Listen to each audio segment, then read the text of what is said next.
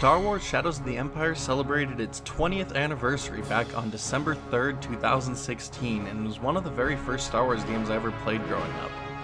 Shadows of the Empire was originally conceived to be a media project to officially tell the story of what happened between Star Wars Episodes 5 and 6. Being released first as a novel and then a soundtrack, Shadows of the Empire was finally released as an early Nintendo 64 game, with a PC port coming out almost a year later. Being a 10-year-old obsessed with Star Wars, I was very, very happy when I brought home my rented copy of Shadows of the Empire from a local mom-and-pop store to play on my N64.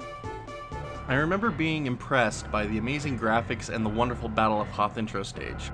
I unfortunately can't really remember much beyond those memories, so revisiting Shadows of the Empire in 2017 is going to be an interesting experience. Shadows of the Empire tells the story of Dash Rendar, freelance bounty hunter and friend to Han Solo. Arriving on Hoth to deliver supplies to Echo Base, Dash arrives just in time to take place in the Battle of Hoth. Dash joins Luke Skywalker as part of Rogue Squadron to repel the advancing Imperial threat. As Shadows of the Empire begins, you take control of the iconic Snowspeeder and battle waves of Imperial forces. Flying controls are top-notch and responsive unless you're on a PC using mouse and keyboard. Like the later Rogue Squadron, flying missions in Shadows of the Empire are not meant to be played with mouse and keyboard. Aside from the lack of crosshairs in third-person camera mode, the level is nearly flawless. Waves start off easy and build in difficulty until the final wave pits you against 2 AT-ATs, 4 AT-STs, and 4 probe droids. This is easily the best level in the whole game. Unfortunately, the rest of the game just doesn't share this level of polish. After finishing the Battle of Hoth, gameplay transitions over to a more traditional Doom style of on-foot play in either first or third-person camera perspectives. Here's where Shadows of the Empire hits its first fault. Controls are super clunky and have a serious learning curve, especially on PC where the default key bindings are just abysmal. You will often overshoot a jump or run just a little too far, resulting in a death, or in the case of the PC version, just slide uncontrollably to your demise in certain stages.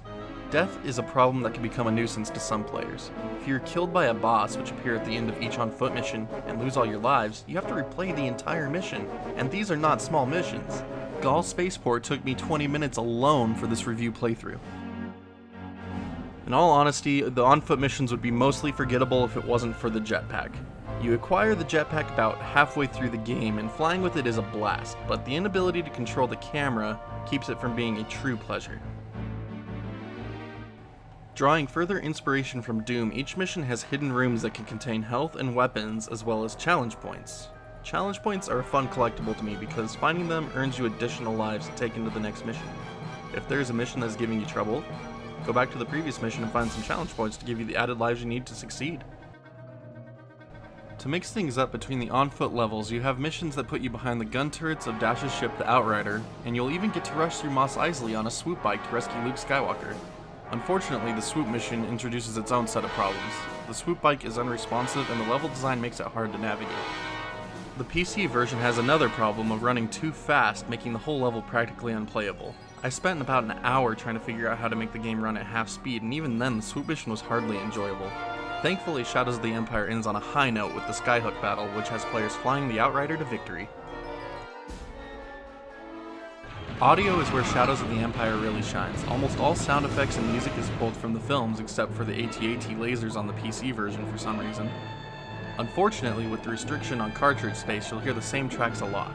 This, however, is not a problem with the PC version, which features awesome CD quality audio and a full set of audio tracks.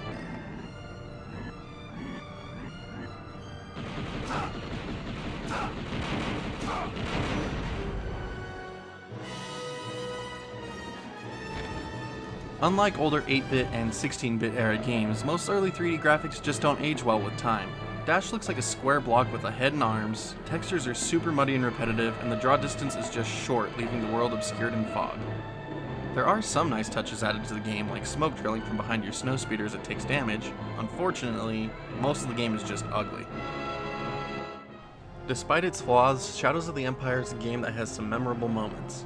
I will always remember taking down my first AT-AT with a tow cable in the epic fight at the Skyhook. If you are a Star Wars fan or have just been interested in trying it out, Shadows of the Empire is worth a playthrough. Although, I would recommend finding an actual N64 cart to do so, just for the sake of not having to mess around with key bindings and frame limiters.